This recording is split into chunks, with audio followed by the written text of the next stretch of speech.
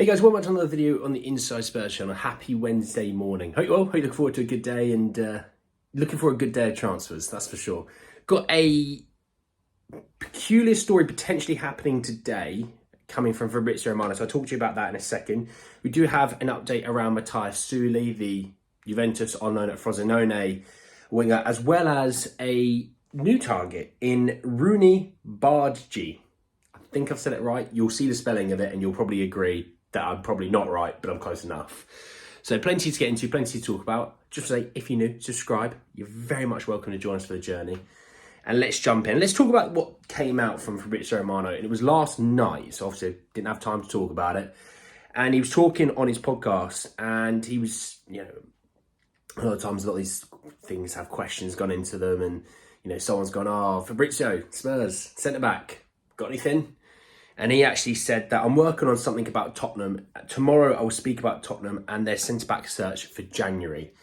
So look, we know about the whole situation with Roony Bardghji that happened yesterday, that he signed a contract to 2028. We know about, we've been linked to Giancarlo Inacio, Morato, Lloyd Kelly, Ben Godfrey, Trevor Chalobah, Lenny Yoro, and obviously Jean-Claude Todibo. So we've been linked to a lot, and obviously, and I've spoke about it in the comments, in other videos, every position that we have of a position of interest, we have up to 10 names shortlisted for that position, which is smart. It shows great due diligence, which is something that I think Spurs probably haven't had enough of in the past. They've gone, here's who you want.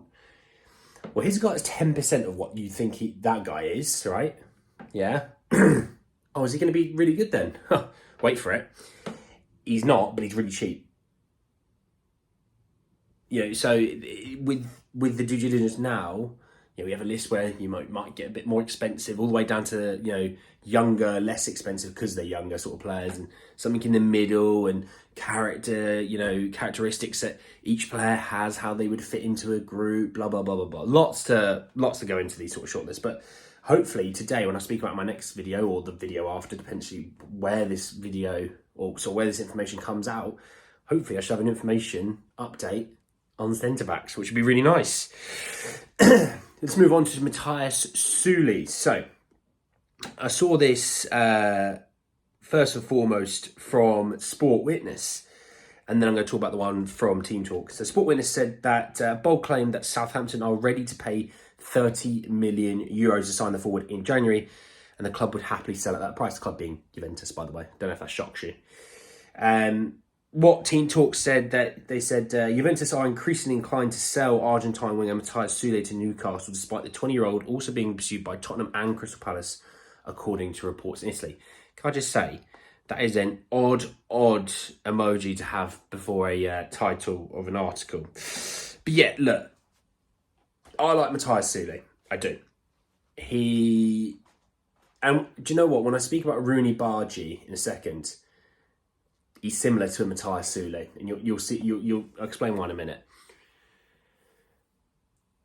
It doesn't shock me that Newcastle want him. I think when you look at Newcastle's situation, they've got obviously Anthony Gordon, they've got Miguel Almiron. Barnes is back in about 4 to 5 weeks. He's had an injury setback, and no, that wasn't because he's playing Fortnite against Speed, but he's had an injury setback.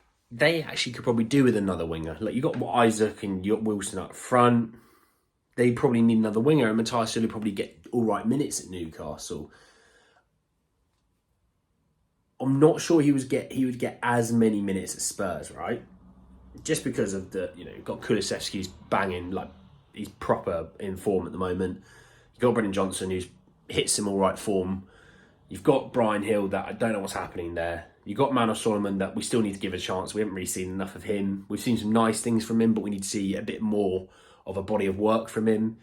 You've got Richie playing left wing, but also now a striker. But you've got Sonny, who's now gone back to left wing.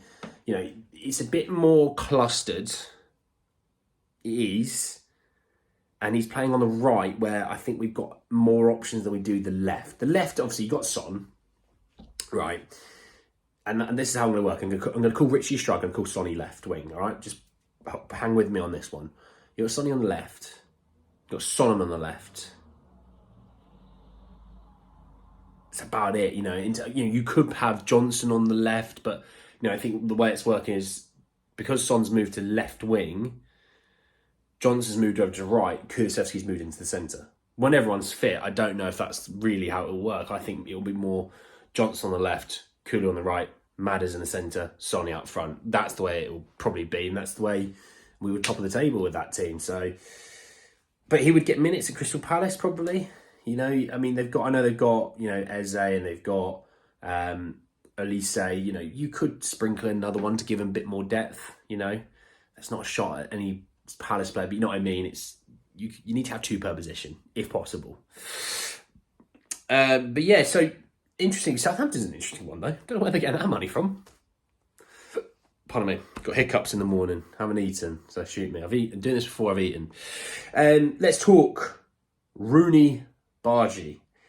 So it's not spelt Rooney. There's no E. But anyway, I saw this first from 90 Minute and Graham Bailey, and it said that Spurs have held talks with intermediaries regarding a deal to sign FC Copenhagen forward Roony Bardghji. FC Copenhagen are prepared to sanction his sale next month, but like an agreement which would see him remain at the club until the end of the season. I, by the way, have no issues with that. And the reason is he's 18 years old and he turned 18 back in November. So the start of next season, he's still 18. He's a very, very young player. I didn't realise he was born in Kuwait. That's quite cool. He's a Swedish under-21 international at the age of 18, which is always quite an impressive thing, regardless of the country normally. Roony Bardghji, let's talk about him. So he's a right winger with a left foot, okay? Very much an inverted winger. He's, like I said, he's 18. Contract expires of the summer of 2025, which is very, very interesting. Makes me think they're going to want to cash in now, have him on loan to the summer, and then the summer bring in the replacement. I think that's the way they'd want to do it. His player agent, though, CAA Base Limited, someone that Spurs use quite frequently, which is a good thing for Spurs. Let's talk about his season so far. And I was like, I'll tell you what, 30 games, 11 goal contributions, that's pretty damn cool. How many assists? 0 assists. He's had 11 goals in 30 games, which is decent, but there's 0 assists. So he's played 17 times in the league, scoring 7, which is pretty decent. 3 times in the Champions League, as well as 5 times in Champions League qualifiers, so 8 times overall, scoring 1 goal. He's not played a ton of minutes in the Champions League, to be fair. He's played...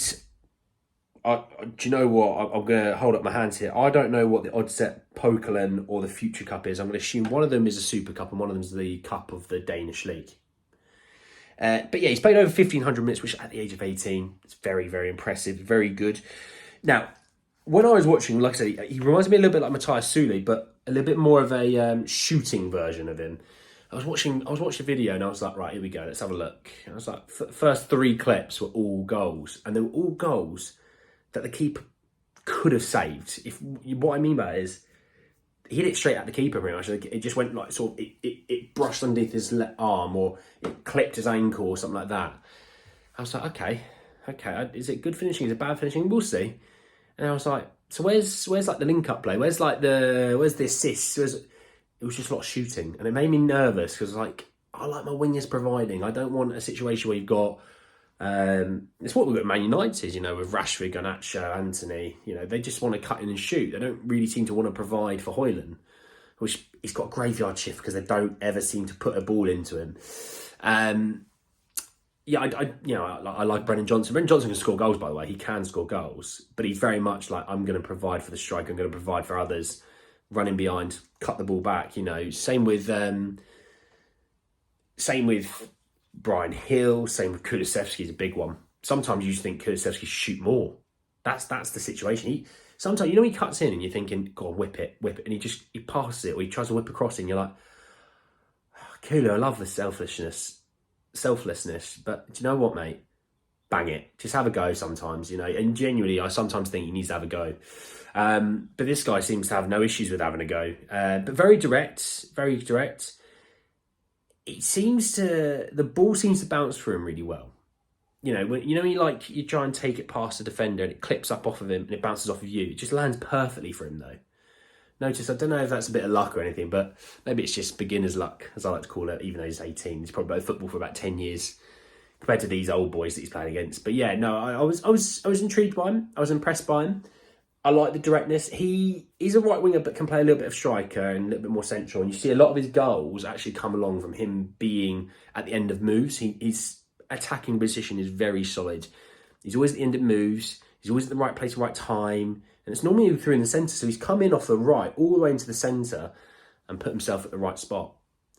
Interesting. But yeah, we'll keep an eye on that one for sure. And we'll keep an eye on that Fabrizio Romano quote. But anyway, guys, it's the end of the video. Hope you did enjoy it. Drop a like on the video if you did. Hit me in the comment section below your thoughts and feelings about potentially what might come out from that Fabrizio Romano quote. Obviously got Matias Soule and, well, Roony. I'm going to call him Roony. The news on Roony. Subscribe to the channel if you're new and hit the bell notification for more. But anyway, guys, in the video, I'll see you all very, very soon. Take care, guys.